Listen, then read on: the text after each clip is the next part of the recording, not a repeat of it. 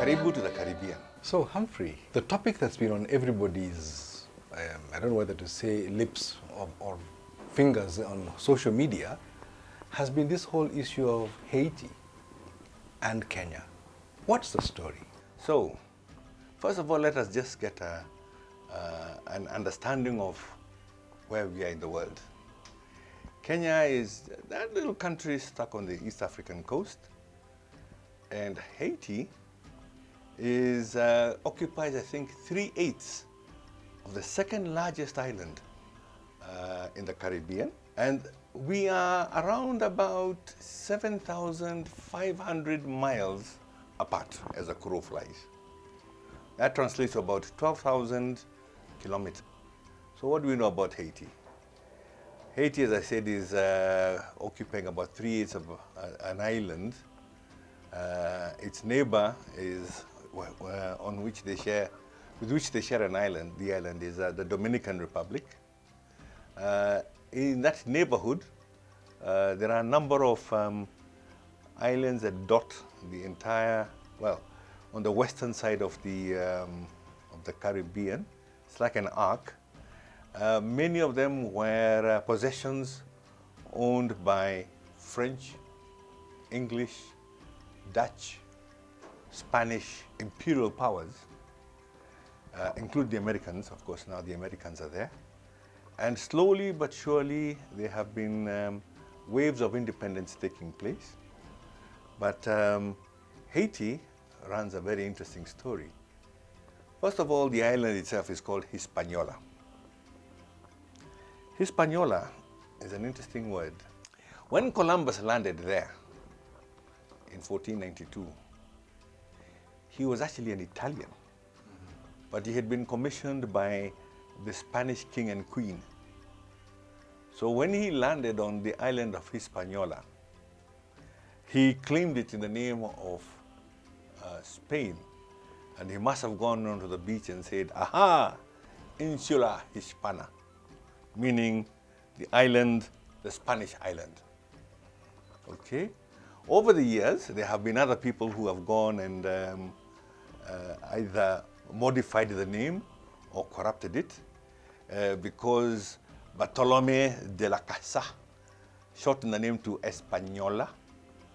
There's a guy by the name of Peter Marta, I will not even pronounce his third name. He rendered the name as Hispaniola. But the people they found there, the communities that actually lived on the island, they went by the name of Taino. I hope I pronounce it right. But Taino actually called the island Haiti. So for some time, the entire island was known as Haiti. Today, of course, Hispaniola is divided into Haiti, the country, and the Dominican Republic. So what is the connection between Hispaniola and Kenya?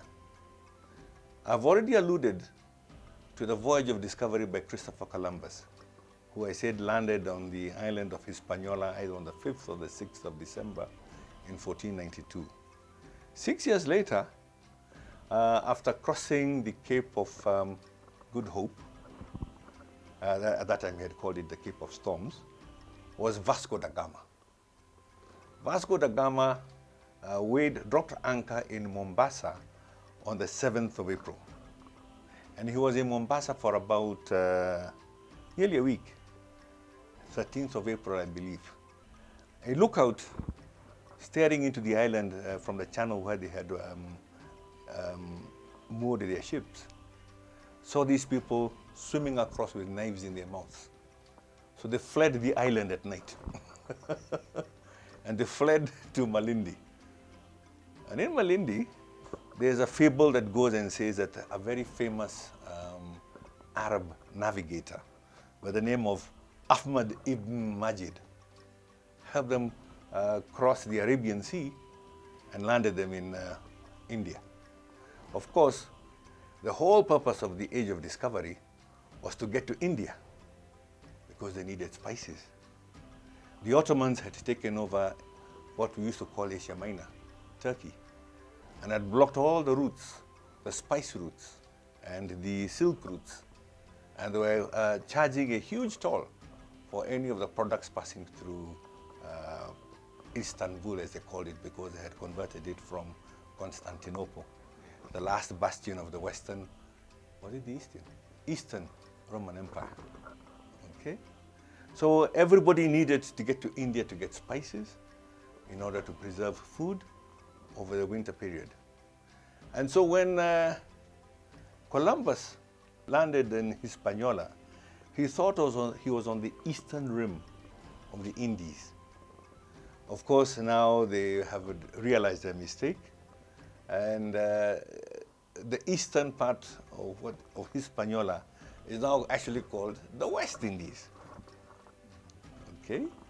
And the East Indies is on, well, basically is the Malayan Peninsula, the island of Java, Papua New Guinea, that whole region. That became the East Indies, which was actually run, a big part of it was run by the Dutch. So that is the historical connection between Haiti and East Africa. Haiti was used by the French to grow sugar and coffee, by the way.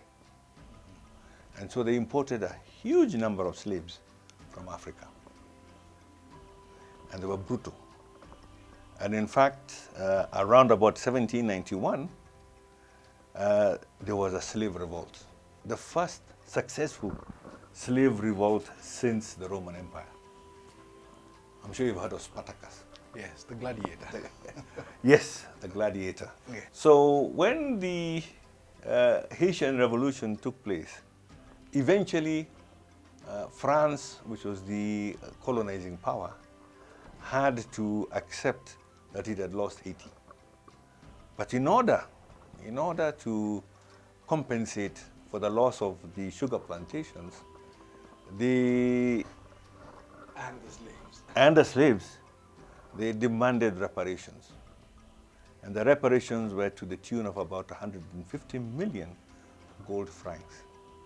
This was renegotiated down to around about 90, I believe. And Haiti did pay. And they paid the last gold coin in 1947. But in so doing, that treasury was depleted, resources were gone. And so this republic that was about to set off as the first free black republic, well, there was nothing in the cupboard. And the tale of woe relating to Haiti began then. So Haiti has just been a series of disasters heaped on one upon the other, some natural, many of course imposed by man, most of them imposed by the white man. And that's what actually brings us then to the reason why we have to look at what's happening in Haiti today. There had been many efforts over the years, Aristide, if you can remember that name, of trying to get democracy working in Haiti. On the 7th of February 2017, a certain Jovenel Moïse was sworn in as the 43rd president of Haiti. America, the US of A, got its independence from Britain in 1776. Yes. And the Haiti uprising happened like 15 years later in 1791. Correct. And in fact, it caused huge turmoil, especially in the American South, at the thought of slaves actually leading a revolt against their masters. Yes. We've actually captured a wonderful picture of Jovenel at his swearing in with his wife Martine. In the following year, they raised the price of fuel. They had to. So they were responding to circumstances in their region, and a huge protest arose. Haiti had always been ungovernable, if I may put it in quotations, but the fuel price hike just tipped everything over the edge. And Haiti descended into a cycle of violence.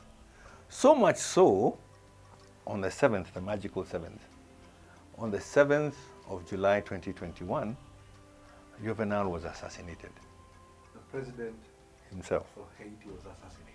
Yes. Not just overthrown. No, he was assassinated by a group of, they estimated, I think it was 28 foreign mercenaries.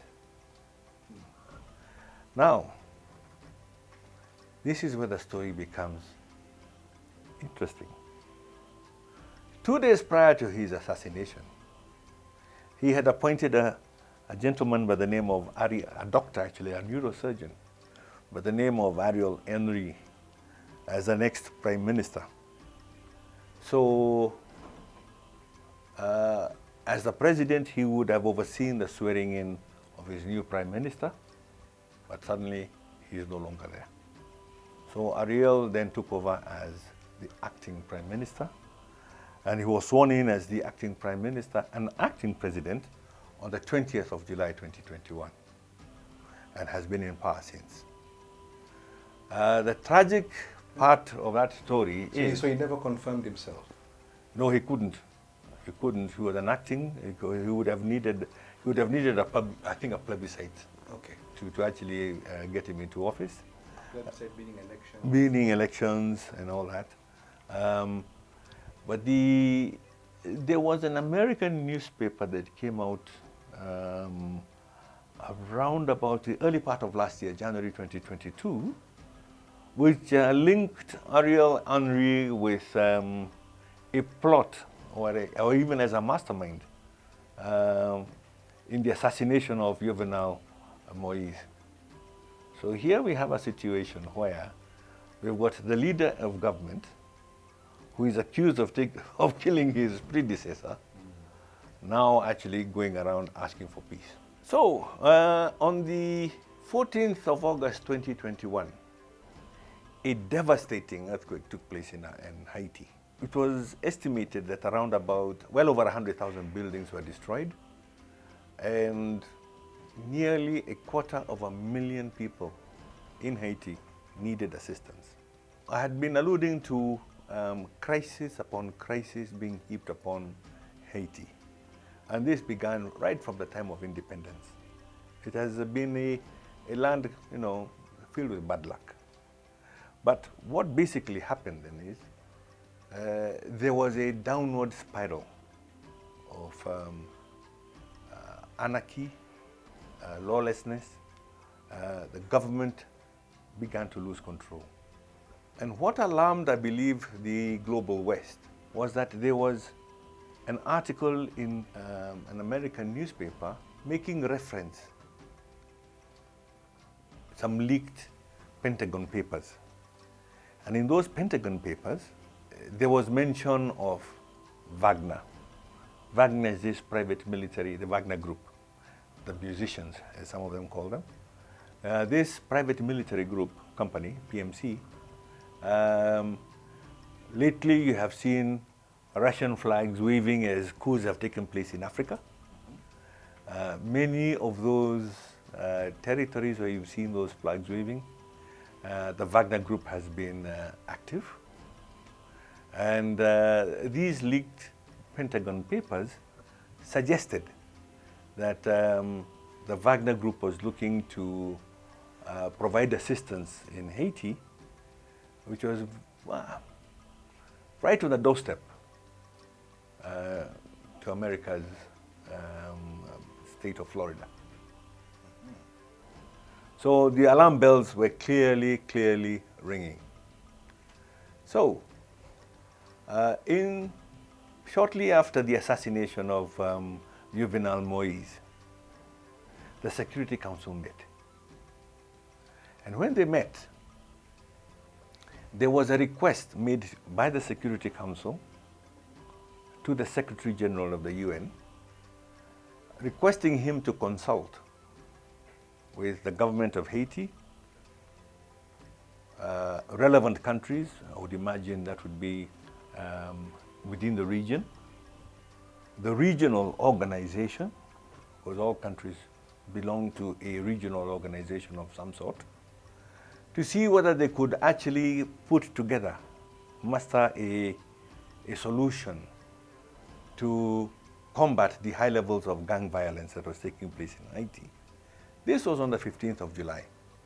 And they requested the Secretary General to come back to them by the 22nd, I think it was, no, 15th of October of that same year, last year. The Secretary General then basically went back to the group. I've spoken about the Wagner Group, right? And I said that this, in my opinion, is a tipping point that led to an urgency in getting this effort together. So what is actually interesting is our Alfred Mutua then tweeted, because I have not seen this on any formal government communication, so this is out of a tweet, most unusual, saying that Kenya was responding to a request by a group of people known as the Friends of Haiti, and they were requesting, and Kenya was responding to that request and was going to tender, was going to offer 1,000 personnel to go help train and keep the peace in Haiti, provided the Security Council give them sufficient mandate. That was, I think, Mutua's tweet was around about the 29th of July of 2023, this year. So, who are these people called the Friends of Haiti?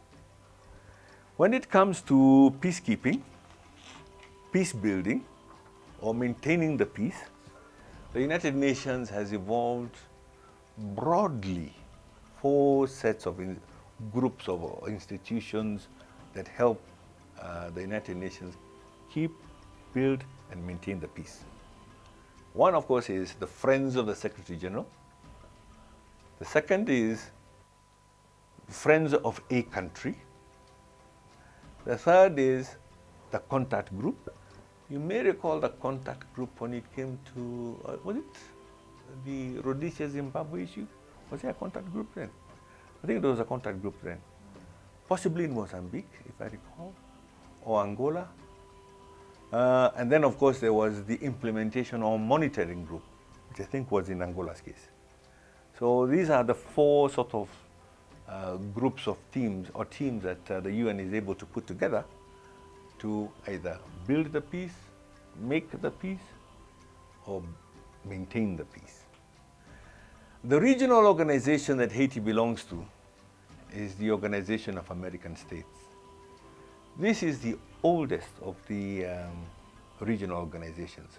We in Kenya, of course, belong to a number, belong to the East African Community, but the overarching body that we belong to within this region is the African Union. So the OAS is in fact the body that actually had within it the Friends of Haiti group of nations. And it comprises many of the South American and a couple of North American nations. The US, I know, is there. Canada is actually there also. Curiously, France is there. France has been subject to a lot of territory being taken over by coups in Africa. Yeah, it's interesting to have France there. So they are the ones who actually pushed out the request, which Kenya responded to, and then obviously formally then the United Nations took over the entire process. And I think to further the whole process, on the 21st of September, when our president had gone to the UN to address the United Nations General Assembly, he visited the Kenya mission, and whilst he was at the Kenya mission, he received guests.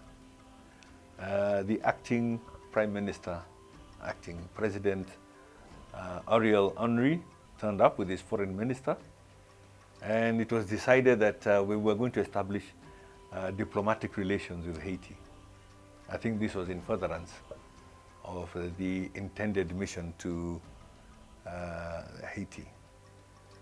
Curiously, on the neighboring island of Cuba, you may recall that there had been a thawing of the relations there. In fact, since John F. Kennedy's standoff with Cuba, Yes. way back in '62, Exactly. Obama was literally the first president of America to set foot in Havana. Havana, yes. By that time, of course, Fidel Castro was long gone.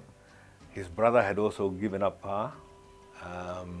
So there had been a complete sort of regime change, although not ideology change, in Cuba. So Obama was making the first sort of geostrategic overtures to Cuba. But that came very late in his presidency. So that effort, you would have thought, would have been carried on by his successor. But Donald Trump didn't see any use in proceeding with that event. In fact, he reversed everything. So what has been happening in Cuba is interesting. Obviously, the friendship with Russia has been maintained, and that could portend to geopolitical consequences. But in addition to that, the Chinese have also shown an interest in Cuba. Now, there is a long-standing relationship between China and Cuba in the first place, so that must be mentioned. But I think there is more than meets the eye right now with the Chinese interest in Cuba. I'll posit this. Just as much as the Ukraine is an existential issue with Russia, and Taiwan is an existential issue with China, Cuba could present, not just Cuba, but the distance between Cuba and Haiti isn't that far. This isn't that great. The same neighborhood, isn't it? Exactly, they are neighboring islands. Cuba being the largest of the islands and Hispaniola being the second largest. It could well be that our good policemen and women are probably being dropped into a huge geopolitical cauldron where we are now a player in a great power rivalry whose outcomes, well, we'll just have to leave that hanging. I guess the issue here is it America realizing they are as vulnerable to the Cuban-Haiti axis as indeed Russia felt vulnerable to the Ukrainian, being co-opted into NATO, the Ukrainian state. Well, I think right now what we're seeing with the Kenyan police being asked to go and help maintain the peace, or at least train those who will maintain the peace ultimately, is that I think within that entire region, there is a serious risk of the contagion spreading regionally. Is it the lawlessness of the criminal gangs? Yes, exactly. It could spill over to islands like in Jamaica, for example. It could fuel issues in Florida itself in America. As you already know, there are cartels that operate in Mexico.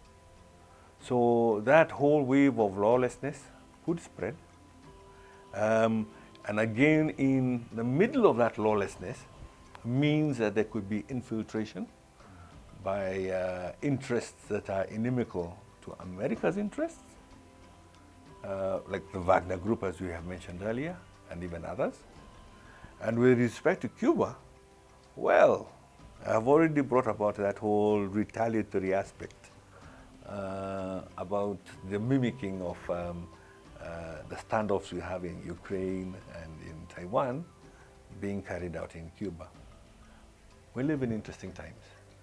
Ingawa na mbuya watu, wakuti kwa dole mfe.